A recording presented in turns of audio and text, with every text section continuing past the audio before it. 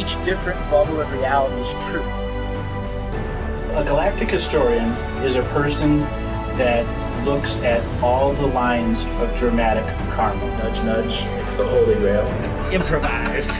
Mysterious. It's counter psychic intelligence. Why is DNA farming of this star cluster so important? Because we do manifest our reality. We do create our reality.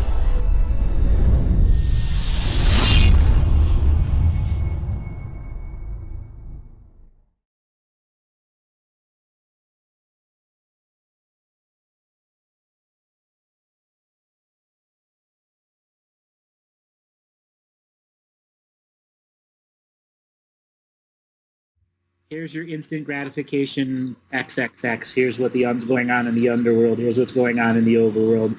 It'll be another year till you get another one. Andrew's retirement. He's coming for an amateur game off the bench. Exactly. The ringer coming off the bench, hitting the home run, and goodbye. Yeah. So what are you feeling, mate? I'm feeling good. Feeling really good right now. Just feel enthused at this medicine journey, this tool retreat. Doing lots and lots of crystal work coming up, and now it's just having that fun to do some recordings with you, because it's been so long. I listened to that Arcturian recording this morning. All right, so clickbait. I told Eleanor about this earlier. It's that here's your clickbait, and I was telling Andre, here's your instant gratification clickbait. On X, you got to wait a year for another one.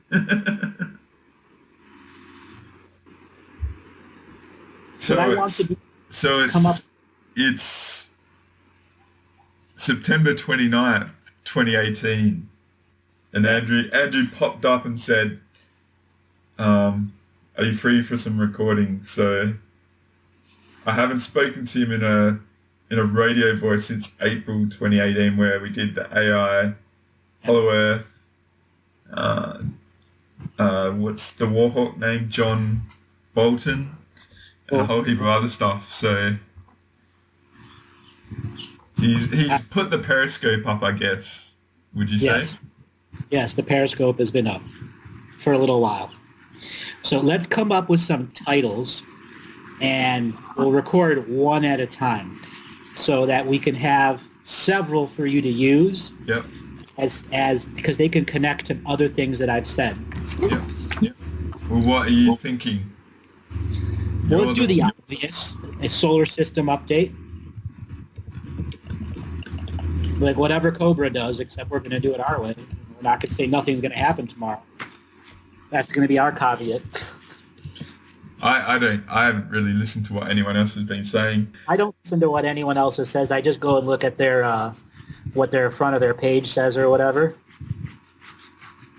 It's just, I think a lot of people have been burnt so much by false people, they think everyone's false now. And anything that doesn't fit outside what they're comfortable with at this present time, it's there's a truth dismissed. To that, but there's a lot of truth to that. But the thing is, there's so many people new to the awakening, or maybe they were awakened in 2012 and went back to sleep, and they're coming back in thinking the same people from 2012 are relevant. Yeah. Realizing the last 6 years, they're still saying it's coming tomorrow. Okay, I've got a good one, because I know this. Who can you trust? Ha! Ha! No one but yourself. Yeah. It's like this. You trust. That's something, all right? Because like a lot of people, I'll just say it again. Who can you trust? Because I was typing and I don't know if there was thunder type, but yeah, a lot of people, they sort of cling to teachers like buoys in the drifting sea, and they're codependent on them having some relevance.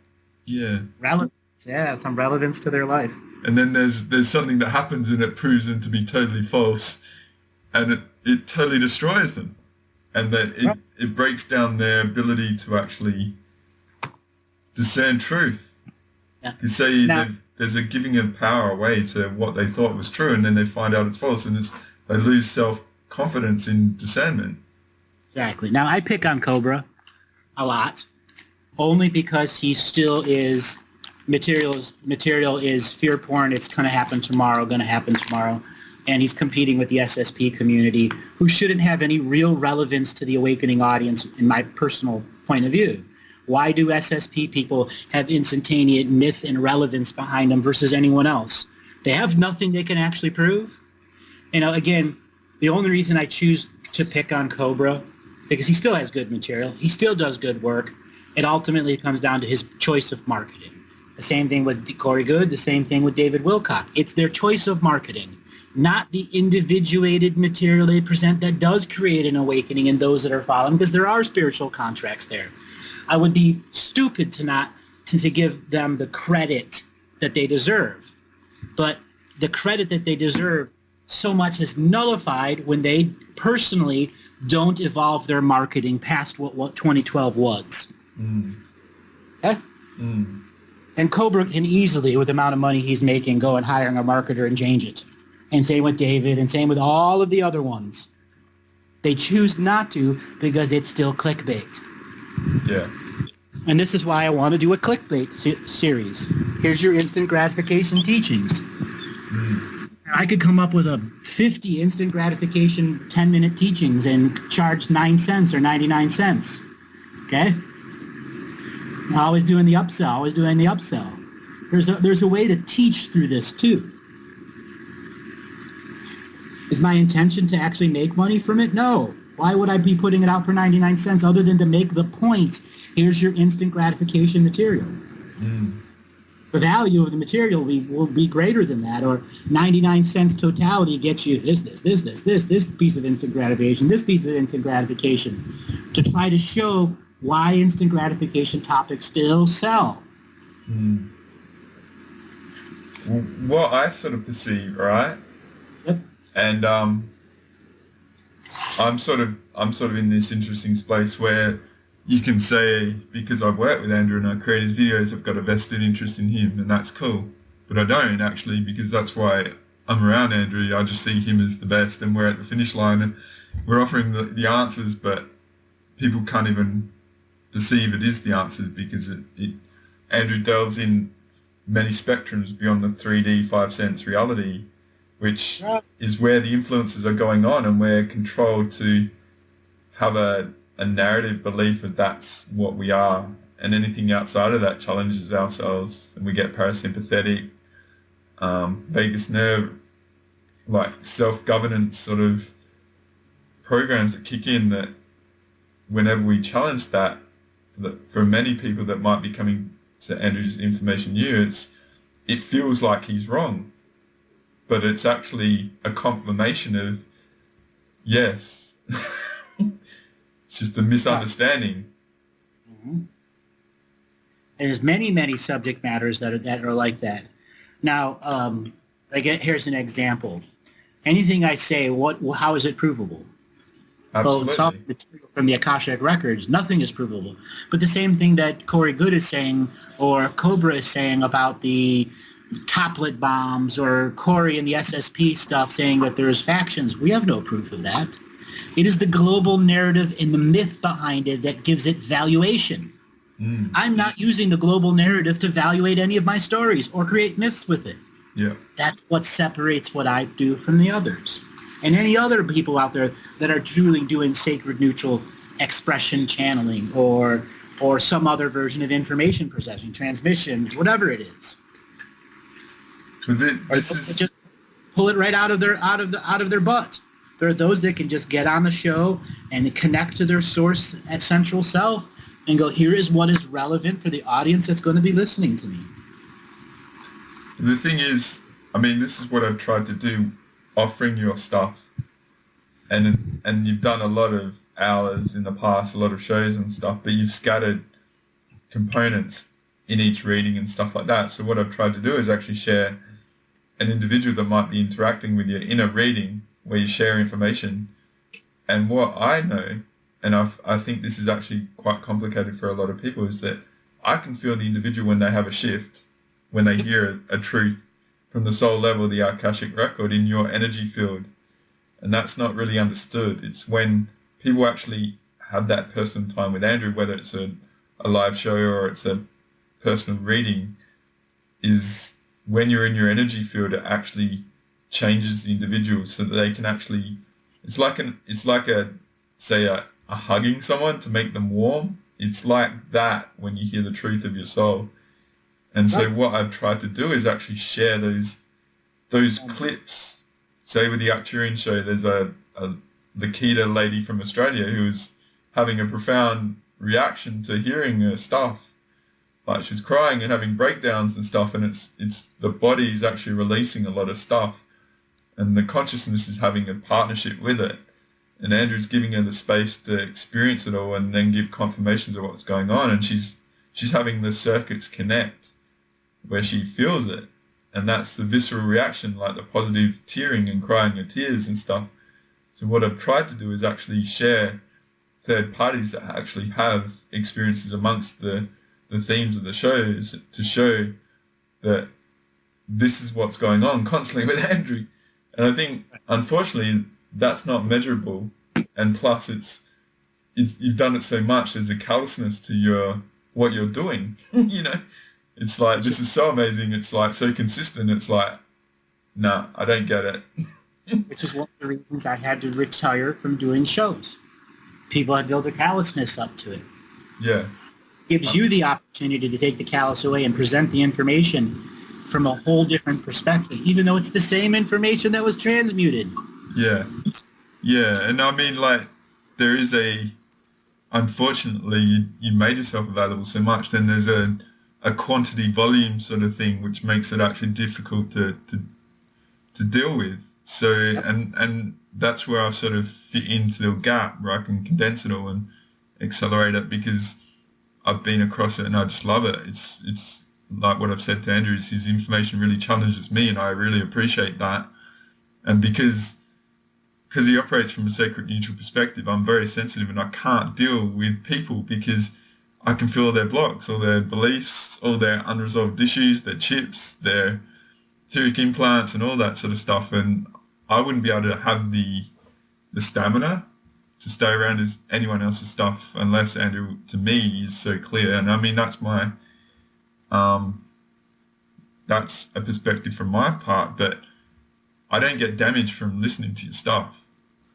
And that's because you don't have any baggage. And unfortunately, I see a gap, unfortunately, because you're not doing the live shows where people can't get that experience. But honestly, a lot of people are sitting back and they never took that chance, and they were waiting. They were sitting on the edge of doing it, and they've done that for years, and now the chance is gone, so they'll miss it. I feel there's a loss there, and I appreciate how much it takes out of you as well, you know? You know, if the Eagles after 28 years going to have a reunion tour, so can I. Well, to me, all right, what I'm trying to do with this information that I'm doing is to help accelerate people to get to the place where they can actually ask the questions that haven't been asked. And my guess is when you feel it's time and people are caught up and they're at a place where they can actually take it to the next level, then there might be an opportunity. But you'll see it in the frequencies of all the realities and all the perceptions you have, and you'll decide that. But I could go back and do shows at the beginning of the year, but my format would be different. All calls would be pre-screened. It would no longer be random wheel of callers. So I would know what their questions are ahead of time and determine if it's 9 people who want to know what their purpose is, or 8 people that can't listen to the material and do one piece of sacred work. I don't want to do those callers anymore. It's the same thing I repeat to them over and over and over and over and over again. And then they want to know their galactic history, but aren't responsible enough to know that what it's going to do for them. And if I run across a person that has done no spiritual hygiene, does none of the actual revocations, maybe once a year or twice a year, they come out and do something, I don't want to do sessions where you call me and pay for a private. Okay? Then you'll get that individuated time. I want people that are doing the work, already doing the work, already seeing the success. Getting on top of their intestine and their dreaming bodies and clearing out the toxic, like detox and stuff like that. Yeah. Yeah, they've already done it. Simple as that. They've actualized their potential rather than sitting back and waiting for us to be rescued. Others are limiting me at that point. As I'm pigeonholed into a standard garage fixer, you need new tires, you need new oil, you haven't changed your oil in 5 years. Okay, that's not what I do. I'm not a garage hand. I don't put the hood up on you and replace plugs and wires. It doesn't work like that. Okay, and then a year later, those plugs and wires blow out because you can't hold the frequency. Absolutely. Like there's a pattern that I know around Andrew, and it hasn't been made offered. And it's not to make it negative or anything that has happened in the past, but what happens is people can't maintain themselves around Andrew. And then it's like you need a lot of psychic stamina to be able to actually be in his field and be able to maintain yourself for a long period of time. And a lot of people, what happens is if they've got cracks in their dam, it's a weakness, and there's this constant effort around Andrew to mess him up. But then he's so strong, it's the 1 degree is vulnerable. And another aspect of it is because I hold such a high frequency, it is a choice. And those around me always have a choice. And when they go back to what I call their character flaws, ones they know they're not taking care of, where denial is a real thing for them. Example, when you have somebody that's in a 25-year relationship that they should have left at the 5th year. 20 years later, if that person is still in the relationship and tries to, let's say, come and work with me, those character flaws become Mr. Smith portals to them and their own success. Yeah. Okay? Yeah. It's not, when you maintain high frequency, you attract signature frequency matches. Unfortunately, some of those come with character flaws. Absolutely. Now, I'm using this word order for a reason. When you've denied something long enough, it is an actual flaw in your character. So your moral code doesn't apply to all subject matters where it should.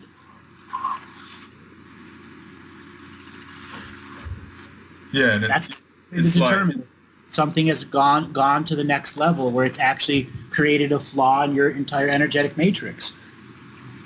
Yeah. But the thing is, what happens is that people turn on you and then they project all this stuff, and classic example.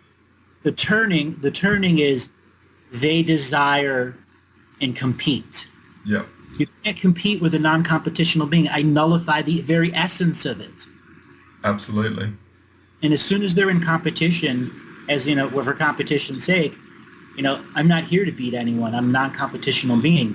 If you want to do this, go ahead and practice it. I'll teach you. But there also has to be an exchange for value. I'm not going to give it to you for free. My time is my time. Absolutely. But my life has been a fractal of this as well, and I get it because it took me I'm a bit different to a lot of other people. I was shut down, and then I got really triggered, and then it was game on for me, and I was hanging on to the handlebars of life, and my only safety was I got smashed so much. I had to do so much healing to either survive or be where I'm at. I mean, I can see that in hindsight, and everyone I'm meant to trust in this world and life, and even the healers get compromised. I'm healing the healers when I get healed, and I'm trying to set them up so they can actually handle me. And it's like, it took me a long time to accept this, because who can teach you it, Exactly. And I've even had this interesting experience, like the last week I've been reflecting on, say, a certain individual in my life, and I set myself up for some failure because I explored the perspectives that they were offering me, and because I played with my own shadow. It's like what I'm not willing to take, I explore, because maybe I'm not seeing what I need to see, but it's like, nah, I am seeing what I'm seeing. So you can't see what I'm doing, and you're trying to diminish my perceptions because you're taking it away from what I know and what I've got to do, and I've actually got really important missions, and you're sabotaging me now, and it's just a constant stream. It's who do you trust, And that was sort of one of the things I brought up before, and it comes down to actually accepting you're where you're at, and then seeing who comes into your life at that point, Let's break trust down. I've done this on some Living the Mystical Life daily shows and a bunch of callers. Let's go through the mechanics of trust. Okay. So does trust start the seen or the unseen world first? But it is hierarchical with this conversation. Yeah. Trust is a hierarchical scenario until such a time you learn non-hierarchical trust. Yeah. Which is pure willingness available on demand. Yeah, it's an interesting way you put it. Because what is trust, I guess? But I guess trust to me is, what trust is you can let your guard down and just be yourself. And who you are is enough. And you don't have to be anything other than you are, you know? So if you can exist like that, and those around you accept you for who you are, and there's no judgment or justice or anything like that, and you can have the space to be your truth all the time, then yeah, that's probably the first cornerstone for myself, mate. That's actually like the fourth or fifth stage. Okay. So let me explain first. Trust has a sympathetic and a parasympathetic response behind it. So family, blood, immediately has a hierarchical value of trust in everyone until such a time the family does something that takes the hierarchical value away and they learn love a different way. Okay? And there's the parasympathetic response, which is this person's energy field some form of signature frequency match for healing me? If so, engage self-defeating habit patterns of trusting someone who you shouldn't trust. Ignoring the sympathetic side, which is using empathy to say, hey, don't trust this person, but there's something in there, let's say pheromones, that confuses trust. And then the mind has to take in all of this information and go through the actual trusting in spirit and the divine plan that's going on. That's stage 3. Now, once you've developed a sympathetic trust with yourself and a parasympathetic trust with yourself, because it is the parasympathetic that has access to all of your grand psychic abilities through the vagus nerve. No ifs, ands, or buts about that. If you go to research the vagus nerve and understand what it does, it connects all aspects of everything together. Your sexuality is fully linked. All aspects of your sexuality and discharge of your sexuality is fully linked to the vagus nerve and parasympathetic. So there's no kundalini, none of this mystical, magical stuff without the vagus nerve, a part of the mechanics of allowing the duality, the sympathetic and parasympathetic, and then the singularity, who is reading data streams and confused that it is not a duality. That is trusting in spirit. Now take your definition and play it right after mine. What you are describing is you've already reached the point of sympathetic and parasympathetic trust, and know there will be always people that will be like pendulums who pull you away from your inner process, and where you have to say, no, what I'm seeing is right. And yes, I chose to play the shadow game because I understand if I ignore the shadow, it will gain strength and I will not know its strategies. I, as an awake and aware being, must regularly do some form of inner shadow work, accepting and loving it. Hey, shadow, I see you. I love you. You are part of this light world. You are never not a part of this light world. And I bring you into my illuminated light so you, shadow, may teach me through humor and opposition. I see that. Be my inner jokester. Joke's on you, dummy. You fell for a shadow trick again. Yeah, it's just not getting complacent anytime, no matter where you're at. You got to constantly challenge yourself. And the complacency is where,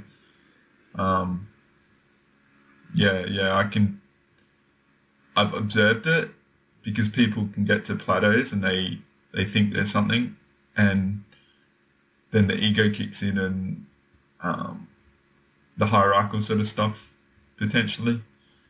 And these are just ballpark sort of out there sort of things, but very interesting, mate. That was pretty good. So what you've just described, that plateau, it becomes an enlightenment trap. Yeah. Now, I know you've heard me talk about this subject matter before. So enlightenment traps are where long versions, the long game of trusting in spirit, can be confused by external or internal entities we've created for self-defeat. Say, we know we need to change our life. And I'll use a common theme of callers. They have a job that pays them well. They have family, so on and so forth. They've carved time out, but really more than a couple times a year. That in itself is an enlightenment trap, that that's all you can do with your slave job and the amount of money that you're making. You can make many, many more choices. Yeah. It's about saving your energy and not every day, 40 hours a week, having 165% of yourself there. Okay, learning how to create positive work programs that use the minimal amount of energy, that still get the job done, that have rules, borders, policies, and procedures that do not allow the unseen world of work to rob you of your future energy. Your what? Hope, your enlightenment, your inspiration that should naturally come to you day to day. Often blocks those out. When we reclaim that right as a legacy to ourselves and lower the relevancy and importance of work itself as an energetic value and raise the relevancy on the other subject matters. Learning how to do that in an adult is difficult, especially if you have children or whatever else that is there. Yeah. I'm compassionate with people, definitely, because I do a lot of people watching and pattern recognition and how society works, and overall the majority of people are playing catch up and they don't even know their energy levels or choices that they can have, and then it becomes the most, like you talk about entering randomness into your life and challenging yourself and stuff, and you become sort of a pattern of behavior and things like that because the life force it requires to invest into change, you don't actually have that budget in your body and your existence. And I see this sort of consistent overall thing going on with a lot of people, and that's where the global narrative comes in, and people accept the reality because they're just trying to survive in it. So I don't know if that's an enlightenment trap, mate, but it's a pattern of behavior I see with a lot. And yes, that is the enlightenment trap. And the trap is I'm staying on the plateau. Yes, there's a great way to explore the plateau, but I've ultimately made the choice to not raise my frequency anymore. Because once you continue and cyclically raise your frequency, you will see many plateaus that dovetail into each other. It's the nature of the world that we live in. You cannot finish some of the basics and be super advanced, but your super advancedness will still lack the basics behind it. And external and internal versions of yourself become very aware of that and can use that against you in creating self-defeating habit patterns, such as not valuing yourself enough to go and have a earned mystical experience with your guides or guardians. I get that one so many times. I can't speak to my guides and guardians. I don't hear anything. I don't see anything. Why don't I see? Because I don't see. I'm a failure at it.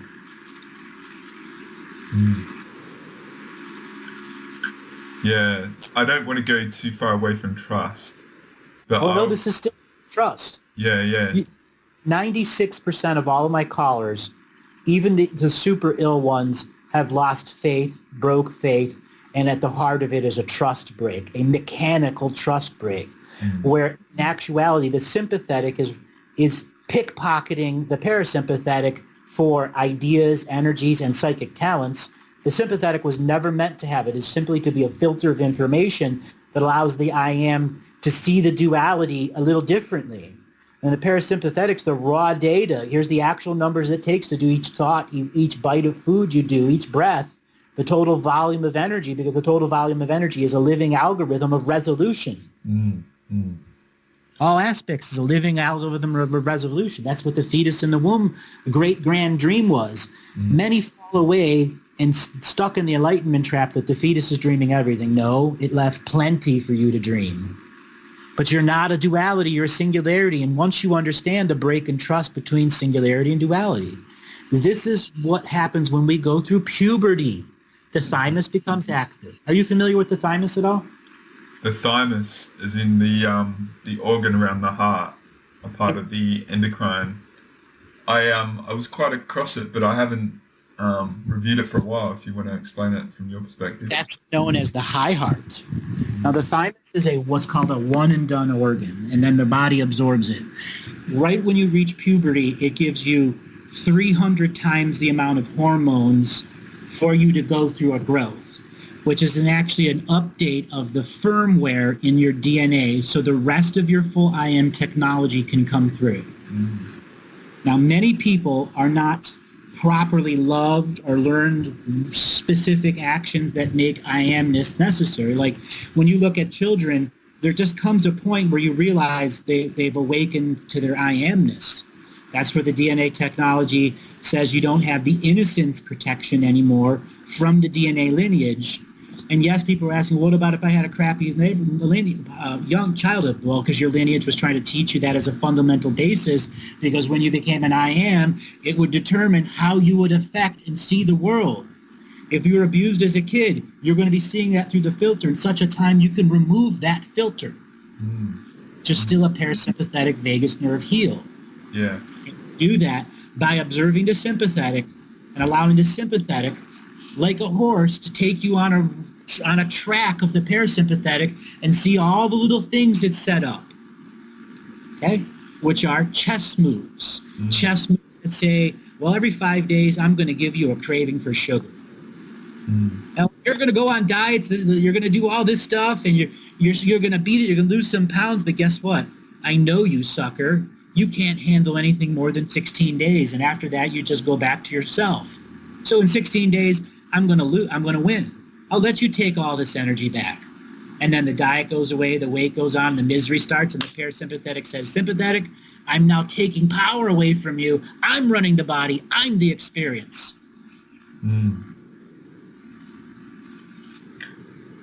Mate, you should go to Egypt more often. You're on fire. Yes.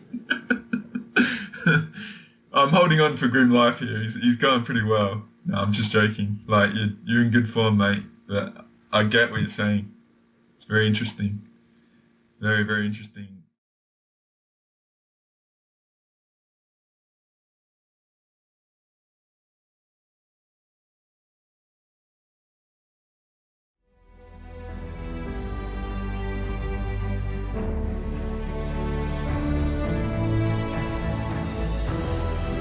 Each different bubble of reality is true.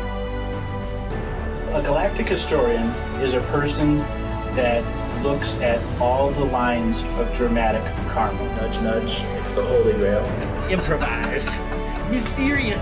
It's counter psychic intelligence. Why is DNA farming of this star cluster so important? Because we do manifest our reality. We do create our reality.